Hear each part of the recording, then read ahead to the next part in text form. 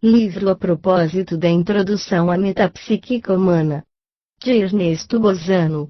Capítulo 9. Fenômenos de xenoglossia. Categoria 6 e 7. Continuando a análise crítica das objeções feitas por Sudri às categorias especiais das manifestações espíritas, aqui encaradas, devo ocupar-me agora da sexta e da sétima categorias, nas quais respectivamente se agrupam os casos de personalidades de mortos que falam e escrevem correntemente em idioma ignorado do médium e, não raro, de todas as pessoas presentes, glossolalia ou xenoglossia.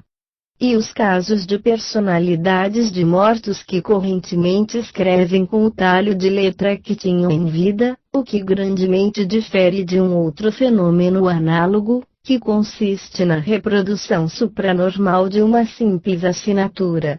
Nestas duas categorias Sudri toca de modo ainda mais superficial e insuficiente do que fez nas outras. Escreve ele: o caso em que o médium em transe se põe a falar, em língua que diz não conhecer, deve sempre ser examinado com a presunção de se estar diante de um caso de criptonesia. Flournoy cita exemplos, entre os quais o da velha senhora que, durante o delírio, se pôs a falar o hindustani, língua que não ouvia desde a idade de 4 anos, quando deixou as Índias. Helena Smith havia assimilado que manifestava saber de sânscrito, folheando uma gramática ou outro qualquer documento escrito. O paciente de Richet escrevia frases em grego moderno que eram paradigmas do dicionário de Bizantinus. Os erros cometidos eram de ordem visual e não gramatical, como se os caracteres tipográficos houvessem sido vistos de longe e superficialmente transcritos por quem não conhecia o grego. Enfim, nos casos, aliás, muito raros, em que o paciente responde a perguntas feitas em língua dele desconhecida, torna-se necessário admitir da parte dele a captação de todas as recordações daquele que encarna. Do exposto, claramente vemos que Sudri não tem a preocupação de aprofundar o tema que discute, limita-se a encarar as duas formas de xenoglossia, que nenhum valor apresentam no sentido espírita, por serem justamente aquelas que se podem explicar pela criptonesia, que deixo inteiramente ao seu cuidado, e aquela em que o médium responde no próprio idioma as perguntas que lhe são feitas em língua dele ignorada. Sudri olha estes dois casos como muito raros, quando se repetem cada vez que o hipnotizador está em condições de estreita ligação com o seu paciente.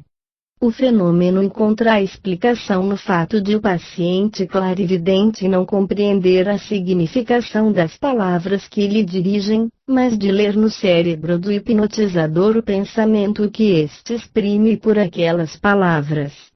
O pensamento, com efeito, na sua modalidade psicofísica de estado vibratório da substância cerebral, ou do perispírito, deve necessariamente ser igual em todas as individualidades pensantes, fora de qualquer relação com a língua porque é traduzido.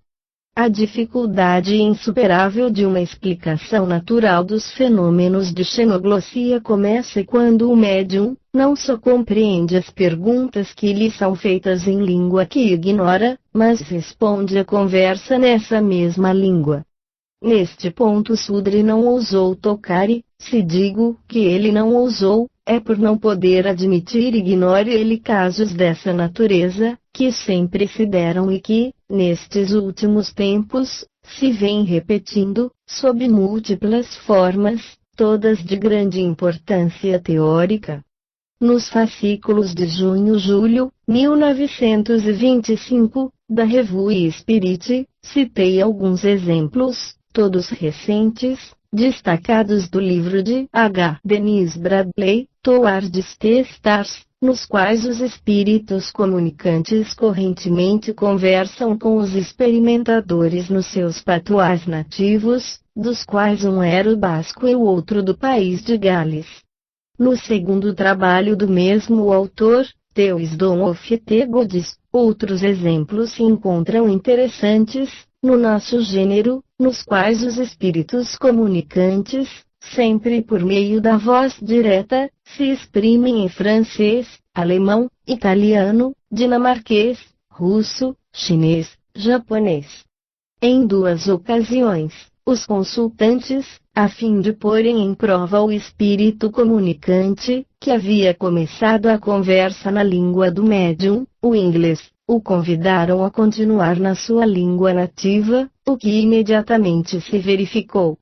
Em outra circunstância, uma senhora russa, casada na Dinamarca, dirigiu a palavra em dinamarquês a um espírito que se comunicava. Este, porém, dizendo-lhe ser o irmão falecido, observou: "Eu sou o Oscar, falemos russo." E a conversa continuou nessa língua. Para não me alongar demasiado, sobre questões tão claras, limitar-me-ei a relatar só um episódio deste gênero, no qual a conversa se verificou em japonês. Na noite de 18 de março de 1925, convidou-se para assistir à sessão o poeta japonês Gonosuke Komai. O Sr. Bradley conta o que se passou, do modo seguinte. O episódio mais dramático da sessão se deu quando uma voz se dirigiu em japonês a Gonosuke Komai. Por 2 vezes o porta-voz tombou antes que o espírito comunicante conseguisse reunir forças para materializar a voz. O porta-voz luminoso se ergueu pela 3ª vez, transportou-se para a frente de Gonosuke Komai, nele tocou 2 ou 3 vezes, ouvindo-se então saírem do porta-voz as palavras Gonosuke, Gonosuke. Este modo de nomeá-lo impressionou vivamente G. Komai, por motivo que adiante daremos. Pouco a pouco a voz foi adquirindo força, dando o nome do comunicante. Otani. Estabelecida a identidade do espírito, seguiu-se ligeira conversa em japonês, na qual o morto falava principalmente dos seus filhos. Mais tarde, G. Komai nos revelou circunstância muito interessante relativa ao fato de o espírito comunicante o haver cumprimentado, chamando Gonosuke, Gonosuke. Ora, segundo o japonês, só os pais ou o irmão mais velho têm o direito de cumprimentar uma pessoa pelo seu prenome, e o espírito que se havia manifestado a G. Komai tinha o direito de assim fazer, pois era o seu irmão mais velho, o que não deixa de ser bastante significativo. Quando o espírito comunicante se retirou, Derte Everett, o espírito guia, disse, dirigindo-se a Gonosuke Komai: "Com teu irmão estava também tua mãe." Vem a propósito notar que G. Komai é ainda muito moço, a ninguém sendo lícito supor que seu irmão mais velho e mesmo sua mãe houvessem já morrido, além do que todos os assistentes tudo ignoravam a seu respeito, nenhum conhecendo uma só palavra de japonês. Julgo esse episódio, em que se conversa em língua japonesa e no qual provas notáveis de identificação foram dadas, como um dos exemplos mais belos e incontestáveis, dos modernamente obtidos, a favor da sobrevivência. Journal of the Society for Psychical Research, volume 21, páginas 305 a 308. No caso acima, como em todos os outros obtidos através do médium Valiantini, que outra língua não conhece além da sua, mas por cujo intermédio entidades se manifestaram pela voz direta, em 7 línguas diferentes e em 2 patuais dos mais difíceis, a hipótese da criptonesia, como toda outra que não é espírita, parece-me que deve ser excluída. Basta nos lembremos de que para compreender uma língua não é necessário que o médium a conheça, por lhe bastar perceber o pensamento do consultante, o mesmo não se dá, porém, quando se trata de falar essa língua. Nesse caso, indispensável se torna conheça o médium, pois a clarividência é de todo impotente para suprir os necessários conhecimentos, dado que a estrutura orgânica de uma língua é pura abstração, que não se pode ver nem perceber nos cérebros alheios. Teríamos de admitir que o médium, graças à sua própria lucidez, pudesse de um momento para outro tornar-se conhecedor dos vocábulos correntes de uma língua, das variações de gênero, número, caso e tempo, assim como das principais regras da gramática, pelas quais lhe fosse possível agrupar, dispor, coordenar as frases, apoderar-se da fonética especial de cada palavra, dos característicos da língua ou do dialeto, das inumeráveis locuções e idiotismos que constituem o fermento vivo de cada idioma. E será isto possível? Não posso crer haja quem, com o único fim de evitar uma outra explicação simples, natural, emergindo espontaneamente dos fatos, ouse defender tese tão extravagante.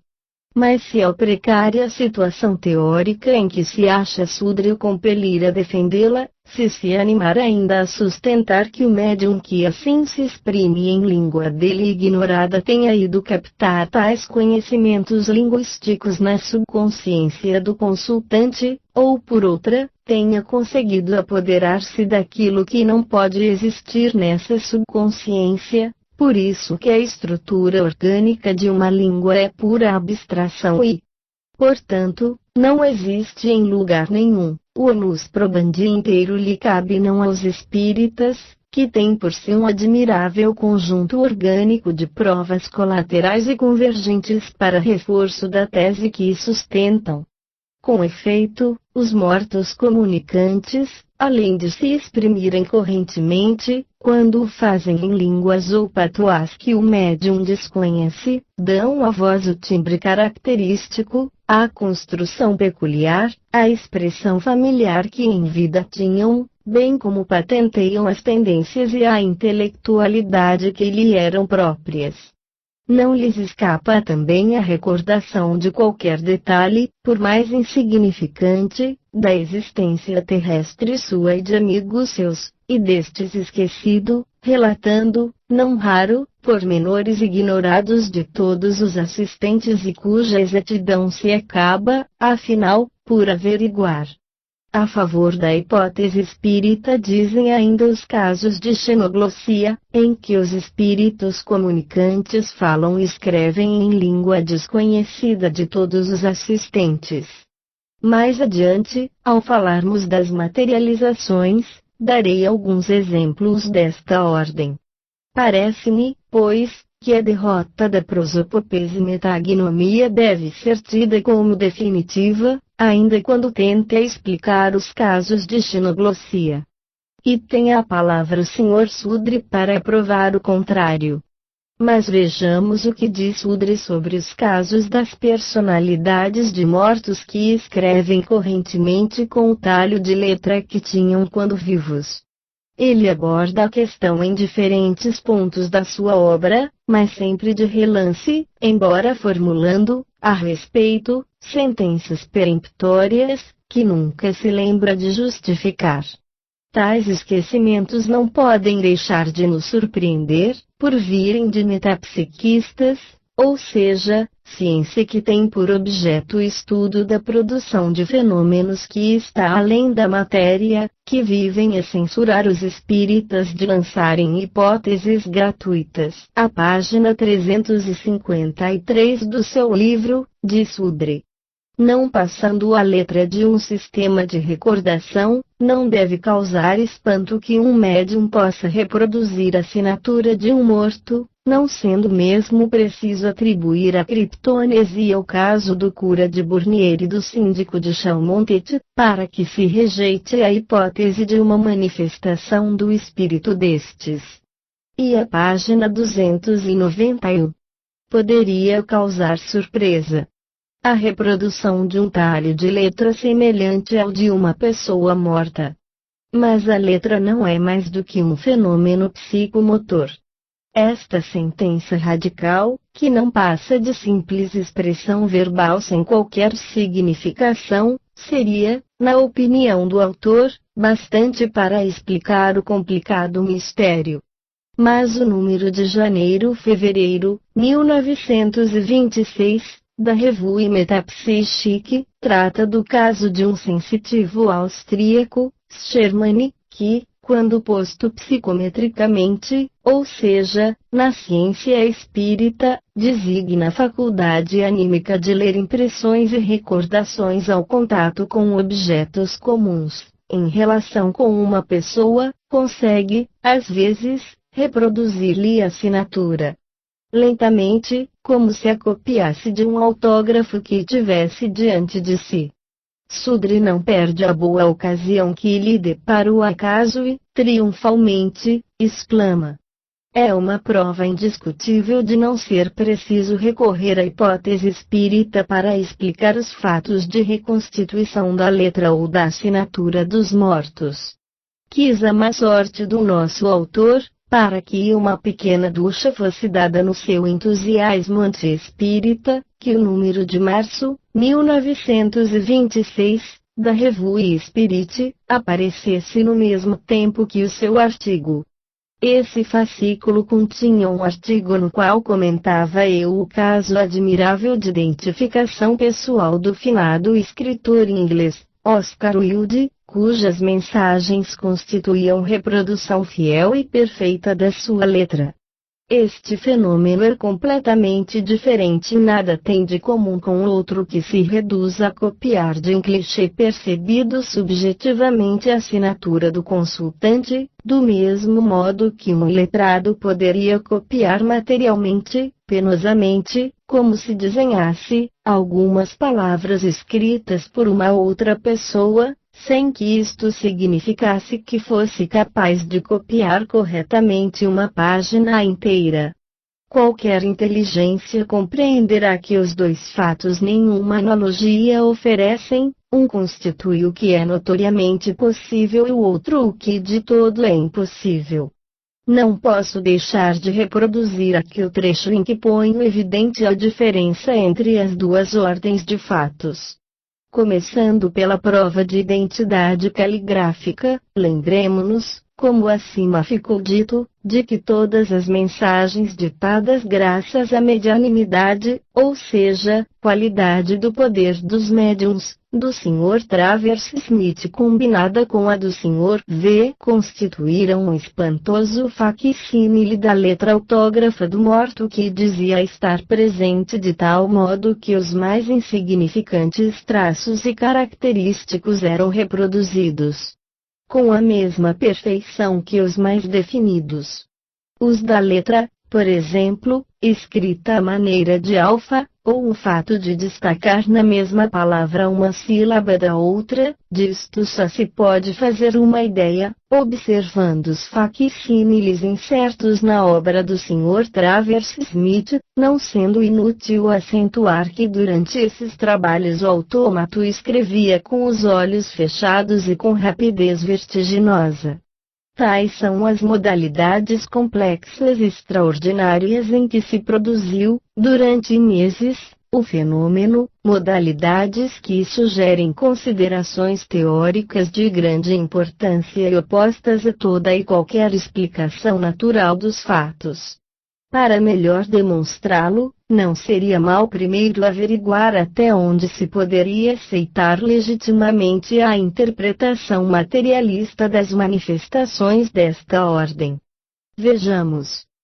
Se, por exemplo, se tratasse da reprodução pura e simples da assinatura de um morto, a hipótese da criptonesia poderia ser acolhida sem relutância, visto não se poder excluir de modo absoluto a possibilidade de a assinatura reproduzida haver caído casualmente sob os olhos de um dos dois médiuns, então o clichê da assinatura teria emergido de sua subconsciência com a ajuda do automatismo psicológico. Pode-se outro tanto dizer relativamente à hipótese da criptestesia, ou seja, telepatia, segundo a qual as faculdades clarividentes do médium teriam diretamente percebido, à distância, a assinatura de Oscar Wilde, em algum livro ou documento, reproduzindo-a psicologicamente, como se copiasse de um modelo. Sem que essas hipóteses possam ser aplicadas a todos os casos, elas podem, de um modo geral, ser razoavelmente sustentadas, mas o que, em compensação, de modo algum pode ser sancionado é a possibilidade, que ninguém, aliás, jamais pensou em sustentar, de com a criptonesia e com a criptestesia se chegar a explicar a circunstância radicalmente diferente de um autômato escrever correntemente, vertiginosamente, com os olhos fechados. E assim reproduzir, de modo perfeito e completo, a letra do morto que se diz presente. O fenômeno é completamente diferente, não se trata de copiar um modelo visual, de evocar um clichê subconsciente, mas de exprimir pensamentos com a letra de outrem. E como a letra de um indivíduo é a expressão símbolo específica do seu sistema neuromuscular, impossível se torna para qualquer pessoa, seja qual for a condição em que se encontre, de escrever correntemente, com a letra peculiar a uma outra, isto é, peculiar ao seu sistema neuromuscular, do mesmo modo que não é possível a um indivíduo, em qualquer condição em que se ache, falar correntemente uma língua que de todo ignore. Quando tais manifestações assim se produzem, não pode haver para elas outra interpretação racional senão a que admite a intervenção do morto, que afirma estar presente exceção medianímica.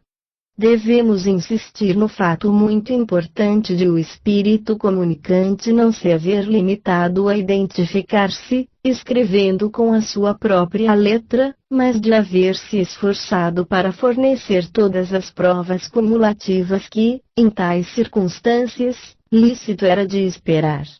Foi assim que de numerosos incidentes pessoais ignorados de todos os assistentes, passou a prova memorável de identidade do estilo ou, para melhor dizer, dos dois estilos que lhe foram característicos da personalidade literária, para chegar à prova, de todas mais concludente, de fazer emergir do que então escrevia a sua personalidade intelectual e moral, personalidade complexa, estranha, inimitável. Por último, mais recentemente, culminou na prova, ditando ao médium uma comédia inteira, em 4 atos, enchendo de admiração quantos a leram, já pelos seus característicos literários, já pela concordância perfeita com o teatro do mesmo autor, quer na forma cheia de vivacidade, quer no estilo epigramático que infundia às personagens. Os espíritas, pois, apresentaram, mais uma vez, admirável conjunto de provas cumulativas e convergentes, para confirmação da sua tese, enquanto os seus antagonistas se limitam em apresentar hipóteses explicativas apenas, em absoluto contraste com a multiplicidade de fatos que deveriam esclarecer. Sobre eles, portanto, continua a pesar o onus probandi, enquanto não apresentarem argumentos e fatos que nos possam indicar novo caminho, continuaremos a trilhar o que nos tem sido apontado pelos processos de análise comparada e da convergência de provas.